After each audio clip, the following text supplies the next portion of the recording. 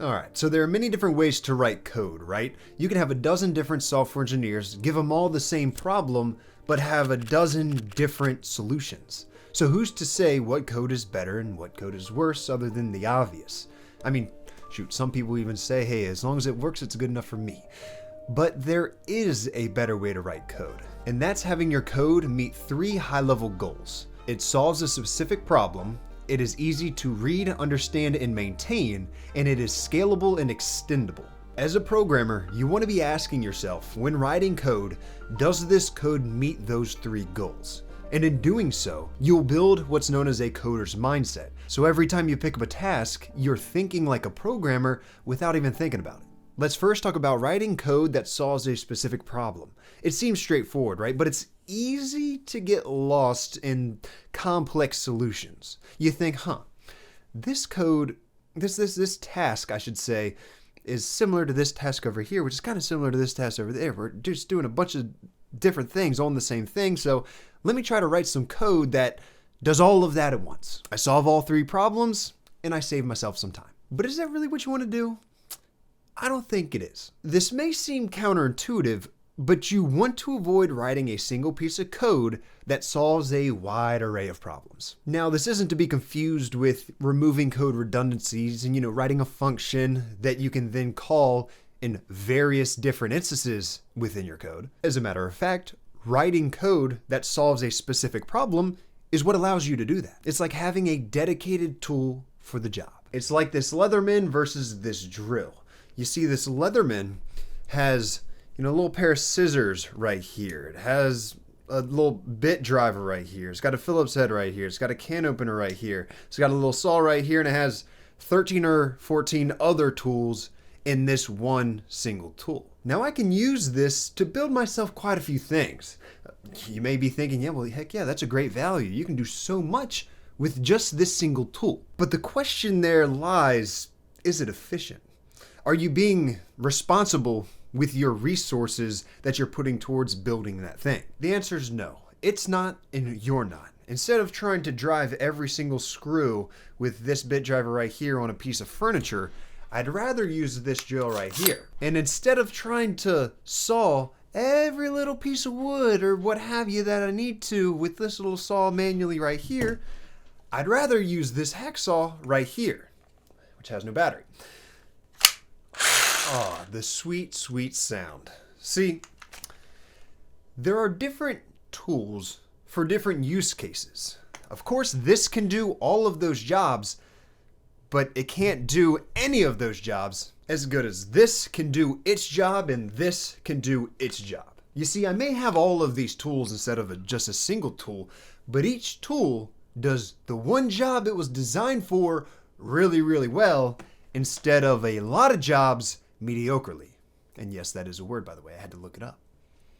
I like to give analogous examples like this because it really helps me understand in the context I'm familiar with. It's fairly straightforward, but how does this apply to code? Well, let's put it in action. Say we have a problem to solve, string transformation. So, given a string, transform it by applying a specific operation. The operation is to replace every occurrence of a given character with another character. An example of this would be as such. You have the input string being hello world, and then you choose the character you want to replace, which in this case will be the L, and then you choose the replacement character, which will be an X, so the expected output would be, this, hello world, but replace the L's with X's string transformation. So what are a few ways to go about that? Let me move.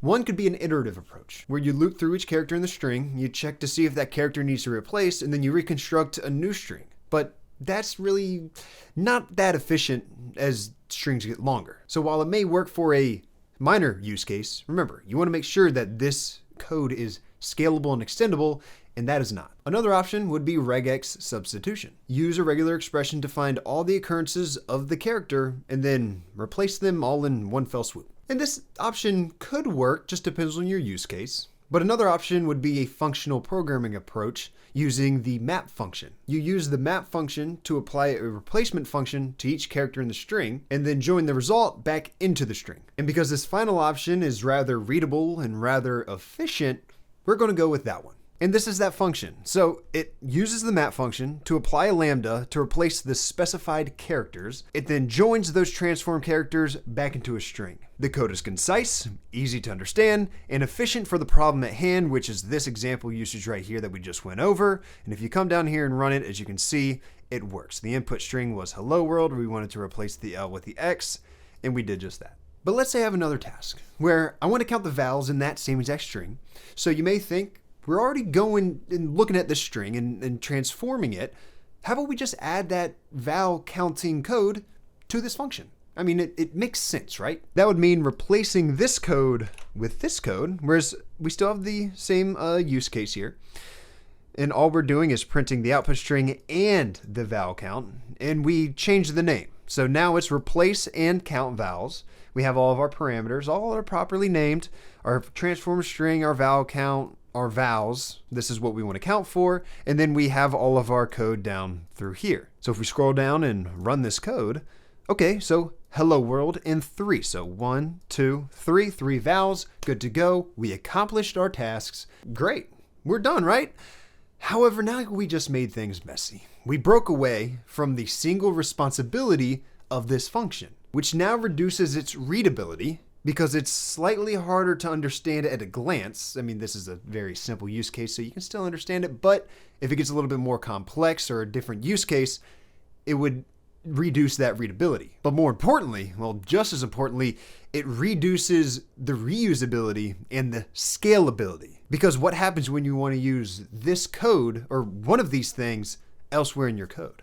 Now you have this one function where it does two things, but you can't really choose. It would be much better if we had two functions, whereas one does the string transformation and then the other does counting of the vowels. And not to mention, I know how much y'all love testing, it adds another layer of complexity to the testing because you have one function doing two things. But I mean, as you can see, it is pretty enticing to just want to throw all of these solutions into a single function because you're already in there. You're already messing with that string, but this and all of that is a prime example of why you shouldn't. So make sure you write code that solves a specific problem.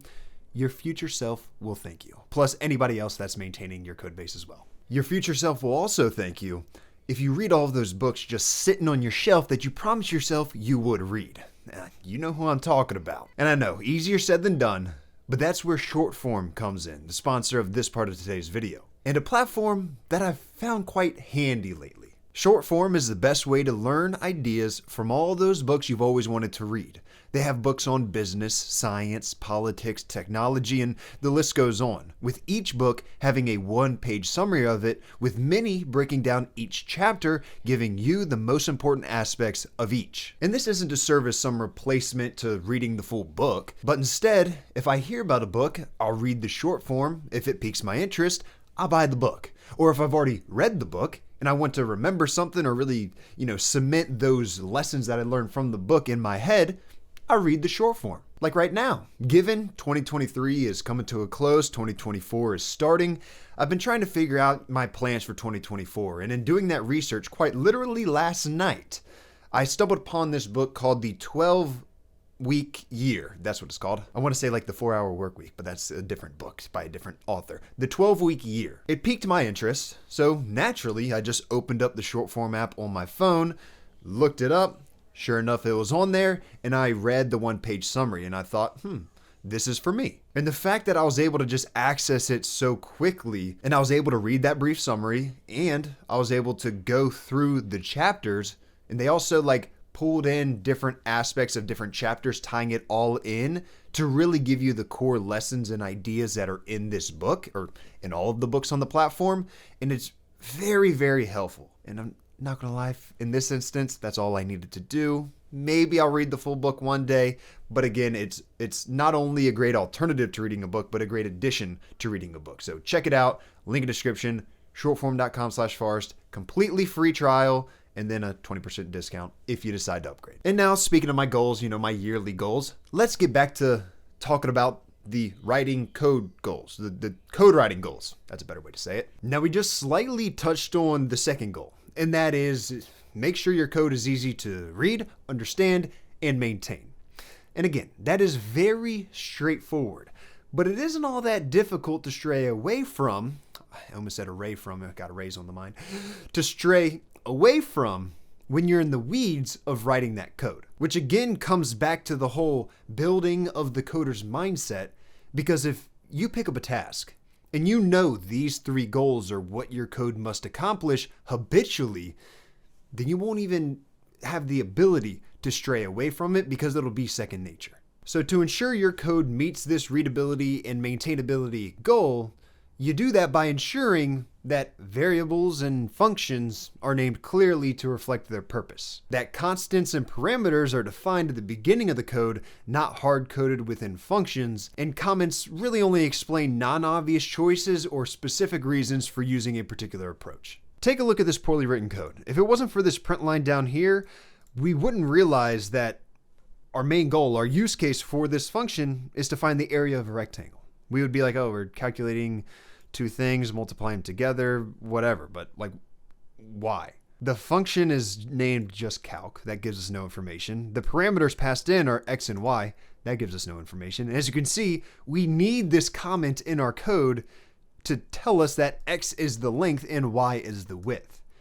That does not fit our previous requirement of comments being of non-obvious choices or a specific reason for using a particular approach. Your code should really be able to tell the entire story with maybe, if it's real complex code, you having 1 or 2 of those comments in it that explain, the non-obvious or specific reasons as to doing something. And I wasn't just going to let you look at bad code the whole time. Look at this code. This is what that code should have looked like. We're accomplishing the same exact thing, using the exact same use case. Maybe we have different values here, but that's because we can assign them to our clearly named constant here, which actually, I forgot to go over that. As you can see, when we call this function, we're passing in just hard-coded values of 10 and 5. Whereas what you really want is something a little bit more like this. You have our clearly named constant with a value assigned to it at the beginning of your code. And then you have a clearly named function and parameters. And my dog is really excited for the clearly named function and parameters of calculate area using length and width. I'll be right back. She gets rather excited at times. So where was I? So as you can see, these are very well named function and parameters, which by the way, these comments that you've been seeing for the most part are for video purposes, not for actual code purposes, obviously. But I wanted to make that clear since we are going over, comments. Just know that these are not what I'm talking about. But we have calculate area. So we can clearly tell that this function, wherever it's called, is calculating the area. And then we are passing in length and width. We do not need that previous comment of x is length and y is width because our code is telling that story for us. And then we are returning length times width. And then we are calling that and we are passing in our default length and default width. No hard coding values into this. We're using those constants. And because this code isn't really, that complex, there's really no non-obvious or, doing something for a specific reason that I really need to explain. But a kind of example way of doing that would be here, explaining why default sizes are chosen. So why are we using these to be passed in? So default length and default width are standard sizes for this type of rectangle in our use case. Not the best example for the comment, but I hope that it's kind of clear. So area of a rectangle with default sizes, 84. 12 times 7, 84. Okay, code's working. That's good to know. Oh yeah, and I don't know why I left this in here. We can delete this entire thing. So now you can see it's quite a bit more similar. It's basically the same exact thing as what we had before, except with the constants, with everything properly named, and with us passing that in, and then a little bit of text here. The only difference, but it makes a world of difference. So taking a look at these 2 coding examples, the bad one and then the good one, you can clearly see why it's so important to make sure that your code is easy to read, understand, and maintain. Which, just to clarify, being easy to read and easy to understand inherently makes it easy to maintain because everything is clearly named. You go back in the code base, you know exactly what it does, and you can expand from there. And the final goal, luckily for you, is inherently true if you accomplish the first 2 goals of writing code that solves a specific problem and writing code that is easy to read, understand, and maintain. With that third goal being write code that is scalable and extendable. So if you properly accomplished goal 1, you wrote code that solves a single problem. If you properly accomplished goal 2, that code is easy to understand. Those two put together means that it is easy to reuse that code elsewhere in the code base, reducing duplication, making your code base more concise and efficient. But sometimes this doesn't come to top of mind until you've already built a few things in the code base, and then you realize there's a bit of redundant code in this code base. So you know what you have to do then is refactor the code. It's like if one day you look in your code base and you have this code. 2 functions for different types of data processing, processing text data and processing numeric data. And while it works, it's not very, well, extendable or scalable. And that's kind of the whole goal here. But it was just built over time and you just now noticed it. So then now you decide you gotta refactor it. Refactor it into this. A class-based approach, making the code more organized, reusable, and easier to extend because each class is responsible for its own processing logic. Utilizing encapsulation, making it easier to maintain and update the logic for each data type independently, and having the ability to simply create new subclasses without modifying existing classes in the event we need a new type of data processing, to name a few. And this refactoring into a class-based structure leads us naturally into a broader discussion about object-oriented programming and its core principles of encapsulation, inheritance, polymorphism, and abstraction. And while that warrants a dedicated video in itself, we can quickly and simply use OOP principles in this code example. Just imagine we need to add logging functionality to our data processing. Instead of coming through here and actually we can pretend that we don't even have a data processor at all, and then just doing something like this. Then we have a self log in here with data passed in, and then having to come down here and do the same exact thing again, throw in the log data, throw in log down here, change that to numeric, you get the idea. Well, this is duplicated code here and here. So instead what you would do is put that data processor back and implement this code right here, and then all you have to do is have this self log data right there. No duplicated code other than obviously calling log and passing in data, but that's obvious. Oh yeah, just for the satisfaction, this is the code running. We have, it's processing data, hello, we have hello, all caps, we have processing data 10, and then 20. Because remember, we added in that self-log data, kind of telling what it's doing of processing what data, and then whatever it's returning, printed down here. Cool. So it worked. That's good to know. And there are also other ways to look at it to make sure that your code that you write is scalable and extendable. It's exactly what I did just the other day when I was coding the DevNotes community platform, and I noticed that there were a lot of code redundancies, like actions, like comments, like the post feed.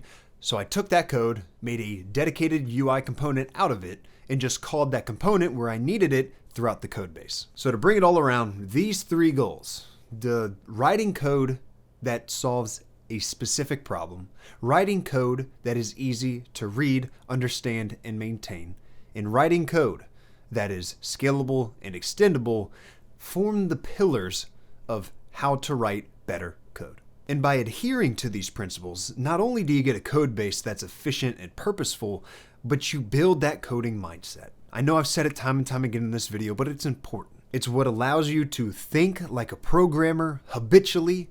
The more you do it, the better you get, and it'll just be second nature. Because if it's not, and you forget that these 3 goals are what your code needs to meet, you're going to implement something like bubble sort to a very simple problem, not realizing until later that you never use bubble sort in a real world application. Because not only is its worst time complexity big O squared, but its average time complexity is big O squared. It's just not good. It's just not scalable. Don't use it. But I specifically mentioned that for jokes. Okay, for jokes mainly.